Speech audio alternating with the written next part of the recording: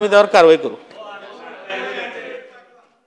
अध्यक्ष महोदय, मंत्री महोदयांनी फार चांगलं उत्तर दिलं, त्यांचं मी अभिनंदन करतो। आपल्याला ज्यांनी चिठ्ठी दिली ते सगळं मी बोलण्याची आवश्यकता आहे असं मला वाटतं। अध्यक्ष महोदय, हे जे त्या ठिकाणी प्रशासन आहे, प्रशासन मंत्र्याला कधीच सांगत नाही की हे देणं अयोग्य आहे, हे चुकीचं आहे, अशी खालनं नोट येत नाही। नंबर 1।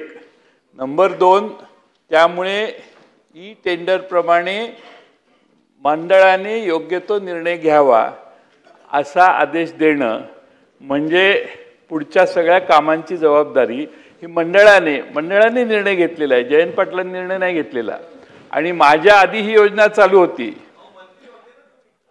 त्यात मंत्री असताना काय केलं हे सांगतोय, शांतपणाने ऐका।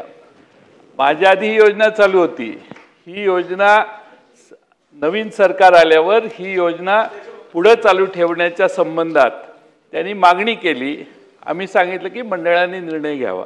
त्यामुळे हा मंडळाने त्यांना ते पप्पू यादव का कोण आहेत ना, ते चेअरमन होते, मुन्ना यादव ते चेअरमन होते याचे। अध्यक्ष महोदय, माझा मुद्दा हा आहे, मला उत्तराच्या आधी हरकत कशी?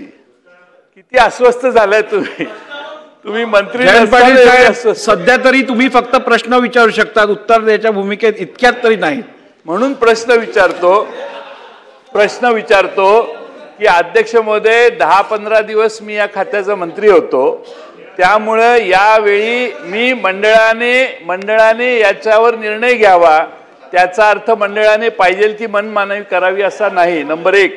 आणि नंबर 2, अध्यक्ष महोदय, माझा मुख्यमंत्री महोदय इथं उपस्थित आहेत म्हणून त्यांना प्रश्न की डीबीटी करण्याची मोदी साहेबांचं जे स्वप्न आहे ते आपण साकारण्याची ही अतिशय चांगली संधी आहे। तर प्रत्येकाला अकाउंटवर पैसे देण्याची योजना ही आता आपण सुरू करावी। तर याची जर बेरीज केली तर आता 60 लाख बेनिफिशरीज आहेत, 30 लाख आहेत, त्यांना 2 पेट्या वाटण्यात येतात। 6000 ची पेटी 2000 ला कोणी घेणार नाही जर आपण बाजारात बघितलं तर। आणि त्यामुळे अध्यक्ष महोदय 3000-3500 रुपयाच्या फरकाने आपण पेट्या खरेदी करतो आणि त्याचे निकष जे आहेत टेंडरचे ते ठराविक लोकांनाच टेंडर मिळावं असे निकष आखण्याचं काम गेले अनेक वर्ष चालू आहे। आणि म्हणून माझा प्रश्न आहे की हा गोंधळ महाराष्ट्रात आता इतका चालू आहे की आता एजंट सुरू झालेत, प्रत्येक तालुक्यात एजंट आहेत। तुम्हाला अमकं मिळवून देतो, तुम्हाला पेन्शन मिळवून देतो। त्या आमचे मुश्रीफ साहेब त्याचे मंत्री असतानाही महामंडळ निर्माण झाले। त्या अध्यक्ष महोदय, आता एवढा प्रचंड एजंटचा महाराष्ट्रभर सुळसुळाट आहे। म्हणून माननीय मुख्यमंत्र्यांना माझी विनंती आहे की मोदी साहेबांचं स्वप्न आहे की डीबीटी सुरू व्हावी, ती ह्या योजनेत सुरू करणार का? आणि सगळ्यात महत्त्वाचा प्रश्न म्हणजे हा जो महाराष्ट्रभर एजंट सुरू झालेत, एजंट म्हणजे काही एवढ्या मोठ्या प्रमाणात मुख्यमंत्री महोदय एजंट सुरू झालेत की त्याचा काही विश्वासच बसणार नाही आपल्याला।